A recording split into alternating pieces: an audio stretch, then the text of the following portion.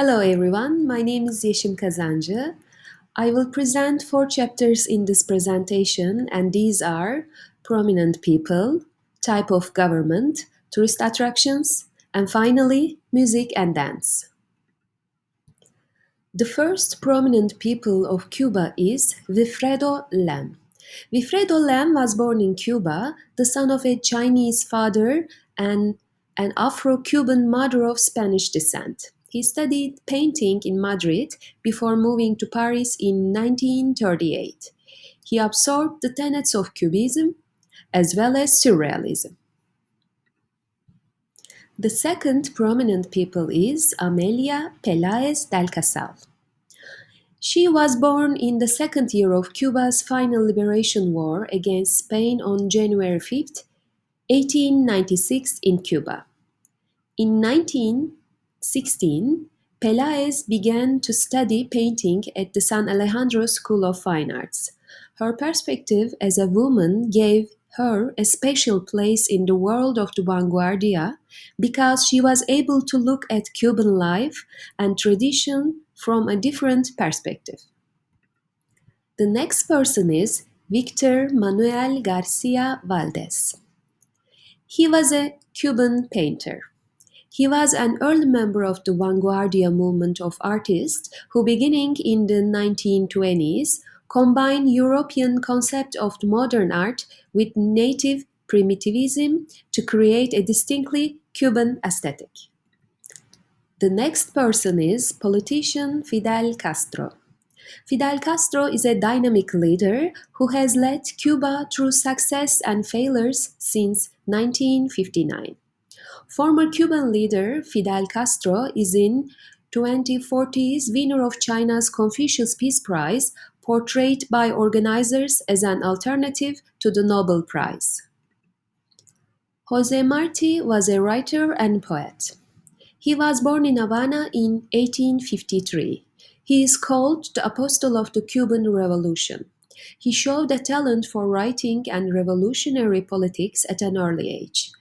The famous patriotic song Guantanamera is adapted from his poetry collection Versos Sencillos and gained greater popularity in 1963 when it was recorded by folk singer Pete Seeger.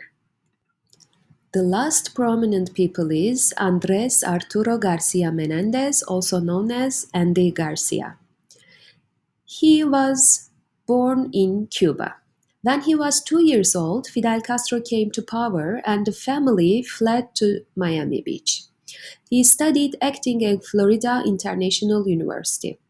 In 1987, when he landed a significant role in the blockbuster film The Untouchables, starring Kevin Costner. Now I want to talk about type of government of Cuba.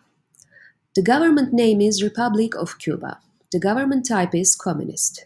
President is Miguel Díaz-Canel and the Prime Minister is Manuel Marrero Cruz. Cuba's government only allows one political party, and this is the Communist Party. No election campaigns are allowed, but within this system, Cubans do technically have voting rights. All citizens over the age of 16 can vote in the elections for the Municipal Assembly, the Provincial Assemblies, and the National Assembly. There are no presidential elections in Cuba.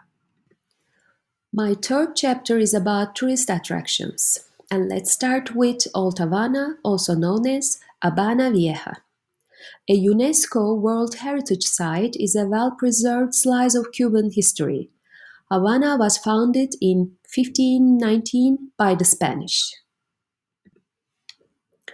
Varadero is one of Cuba's most famous beach destinations and home to one of the best beaches in Caribbean. Varadero stretches along the peninsula de Icacos, which just into the sea off the north coast, where a drawbridge connects it to the mainland. Trinidad, a UNESCO World Heritage Site. The beautifully restored buildings and cobblestone streets in the city center exude a quaint colonial feel.